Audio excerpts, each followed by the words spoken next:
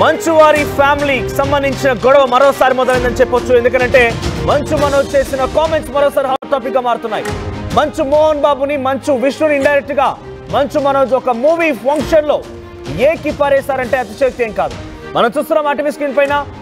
మరి కాసేపట్లో మీకు బయట కూడా ప్లే చేస్తాను. ఒకసారి మీరు ఒక కామెంట్ చేయండి. మరోసారి మంచు మనోజ్ కావాలనే మోహన్ బాబుని, విష్ణుని కావాలని మళ్ళీ కెలికాడా? ఆయన మాటలు ఆ రకంగా ఉన్నాయా? ఒకసారి మీకు చెప్పే ప్రయత్నం చేస్తాను. నేను జగన్నాథ్ అనే ఒక మూవీ టీజర్ లాంచ్ ఈవెంట్ లో మంచు మనోజ్ ఈ వ్యాఖ్యలు చేశాడు.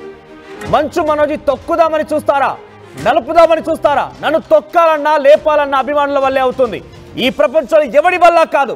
నా స్టూడెంట్స్ కోసం నిలబడ్డా, నా ప్రాణం ఉన్నంత వరకు నిలబడతాను. ఇంట్లో వాళ్ళైనా బయట వాళ్ళైనా ఎవరిని వదిలిపెట్ట. చెట్టు పేరు జాతి పేరు చెప్పుకొని మార్కెట్లో అమ్ముడుపోవడానికి నేను కాయో పండో కాదు, మనోజ్ని అంటూ మరోసారి మంచు మనోజ్ వ్యాఖ్యలు హాట్ టాపిక్ గా మారి. ఒకసారి మంచు మనోజ్ ఏం మాట్లాడాడో చూద్దాం. నాకు జీవితంలో ఎన్ని కష్టాలు వచ్చినా, ఎంతమంది తొక్కాలని చూసినా, బురద జల్లాలని చూసినా, ఆ 4 గోడల మధ్యలో నన్ను రానికపోయినా,